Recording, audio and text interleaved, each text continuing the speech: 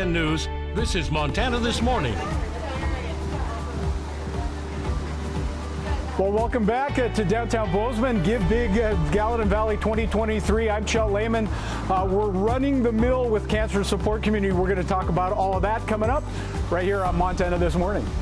We're incredibly excited about the location of this. It has walking trails with access to town center and access to the community parks. Breaking ground on an affordable housing project in Big Sky. All the details coming your way in a few minutes. All right, look at that over the mining city. Pretty nice. Coming up on 6/29 on this Friday. Happy Friday, Matt. Happy Friday to you. And happy Friday, Chet. Out there sweating it up a storm, but for a good cause. Chet, how are you doing out there? I am doing great, thank you. Crowds have been very nice down here. Got people running down on the other two treadmills here as well. About to have someone join us on this treadmill that's been going on for Give Big Gallatin Valley and Cancer Support Community. It's the Run the Mill. We'll talk about that coming up here in just a second. Awesome, I love it. And like I've been saying all morning, Matt, it's a good day to run outside on a treadmill if that's in the plans. It is. We watched Chet try to take a drink there. You ran out of water. It's time to refill. You're working hard. Yeah, that's right. Hey, temperatures this morning into the 40s as we're starting the morning. 35 in West Yellowstone. We are seeing the potential of some showers through the mid part of the day. Most of these showers are pretty light, a tenth of an inch to a few 1/100ths of an inch, so not much for us. There are some areas dealing with some heavier rain showers. Just an absolutely stunning start to the day. Very light wind. Temperatures expected to be near the average, if not a little below. For today, there are some rain chances in the forecast for Bozeman, Butte, a little less so for today, but we are still in a rainy pattern. I'm going to break it all down talking about the weekend forecast in just a little bit. All right, thank you very much, Matt. 6:30 now. Chet, you have been working hard. You always work hard, but today especially, not many people can get up at the time that we usually have to, let alone get on a treadmill and run and walk for a good cause. Tell me a little bit about what's going on in downtown Bozeman. Well, it is the Run the Mill fundraiser for the Gallatin our community hospital at the Cancer Support Community of Montana. Yeah, I've been doing it for an hour and a half. It's part of Give Big Gallatin Valley 2023. Treadmills brought in by the Ridge. We're outside the Bozeman Running Company. Folks coming in, spending some time on the treadmill, all as a fundraiser for a cancer support community.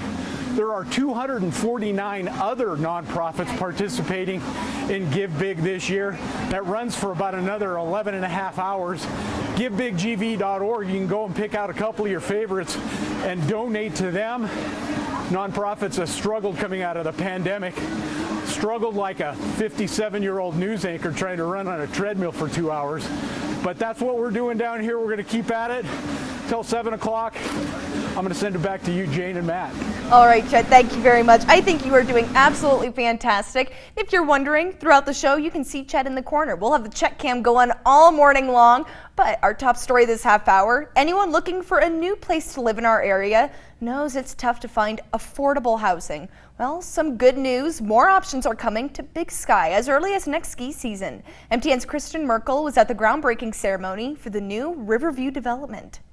Several public and private partners came together on Wednesday to break ground on a new affordable housing project in Big Sky. As we begin construction on what will definitely be known for years to come as a milestone for the Big Sky community. This project would not be happening without the partnership with the Housing Trust and the Resort Tax, and we really just hope that it's something that all of Big Sky views as a success and something that's great for this community. The Big Sky Community Housing Trust, Lone Mountain Land Company, Resort Tax, and Big Sky Water and Sewer are partnering to develop Riverview, employee and lower income housing. Managing Director of Cross Harbor and Lone Mountain Land Company, Matt Kidd, says this is one of their many efforts to increase affordable housing for people who work in Big Sky. To date, we have already invested over $300 million, creating over 480 long-term rental units between Gateway and Big Sky. That is housing over 1,600 local individuals. The Riverview development will be made up of 97 units with 387 bedrooms. Kidd says there will be 9 different buildings with a mix of 1 to 3 bedroom apartments. Rent will be based on income. Some of the units, the rents will actually be based on the residents' ability to pay, or they'll be based on paying a certain amount of an individual's income, a few $100s a month to several $1,000s a month, depending upon the unit size and the resident dynamics. The complex will include a new Skyline bus stop, enclosed bike storage, picnic pavilions, and trail extensions. We're incredibly excited about the location of this. It has walking trails with access to town center and access to the community parks. The project costs around $80 million. Residents will be able to move in as early as next winter. The project will be under construction for a couple of years, but the first units are actually already built at Synergy's modular plant in Idaho, and we expect to have the first units available for occupancy next ski season. Big Sky Community Housing Trust Executive Director David O'Connor says this project is just the beginning for more affordable housing in Big Sky. The Big Sky Community Housing Trust estimates we need 1,000 deed-restricted and affordable homes for local residents in the next 10 years, requiring over $100 million in combined public and philanthropic investment. In Big Sky, Kristen Merkel, MTN News. Something we'll continue to follow here. Thank you very much, Kristen, for bringing that to us. Now on the international scene, the coronation of King Charles is tomorrow, and the event will be full of pageantry that England is famous for. But as Scripps News correspondent James Packard reports, those ceremonial traditions underscore the modern challenges Charles faces as support for the monarchy reigns. As the King's Guard marches, royal fans are already camped along the main road to Buckingham Palace to witness the first coronation in 70 years. So to be here at the front to see history happening in front of our eyes, it's amazing. And we're very passionate. Royalists will love the royal family, and it means a great deal to us as a group to be here.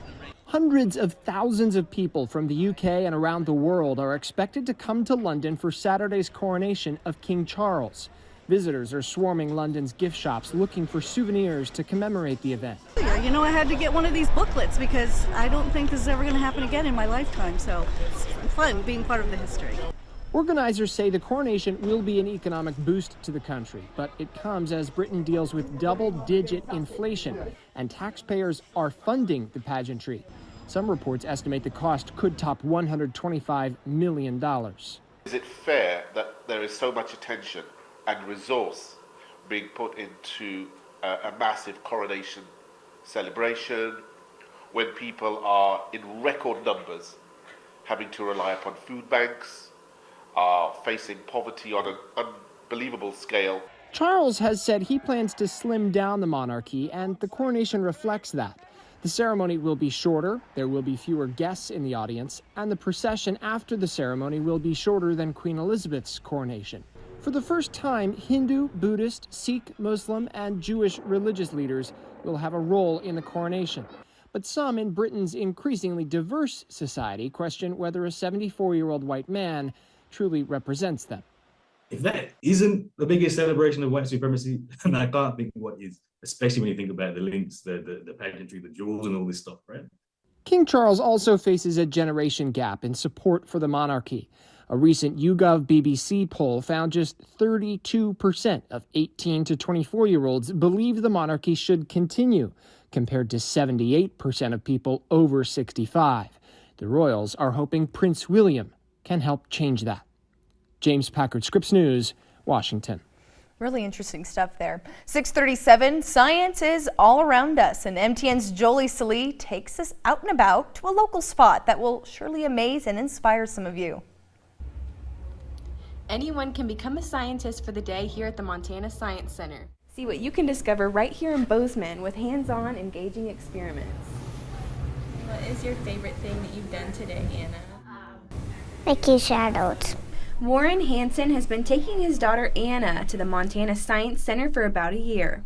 Activities for all ages, so Anna can find things that she likes to play with and learn at the same time.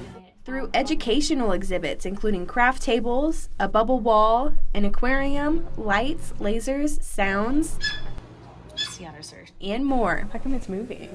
Almost everything that we have within the Science Center is designed by our graphic designer and our exhibit team. Executive Director Abby Turner says for 22 years, the Montana Science Center has been inspiring young minds in Gallatin County to be curious, innovative, and to think critically, something she says is extremely important. When caregivers and children can come together in an interactive play space that has a science focus or an engineering or math focus, they learn, they find something new to do. Like Warren and Anna, who enjoy spending quality time and learning something new. Building blocks to bubbles, the fish tank, lasers, lights. Turner says the Montana Science Center is constantly extending its reach to families like the Hansons through fun special events, after-school programs, Coding club, homeschool science, preschool science, both in English and in Spanish. And this summer, 10 weeks of summer camp. We will also celebrate Women in Engineering Day in June. Warren Hansen says he will continue looking for opportunities at the Science Center to watch his daughter smile and light up. She may not understand most of it, but she thinks a lot of it is fun and cool. For information on admissions and more, you can visit our website. In Bozeman, Jolie Salee, MTN News.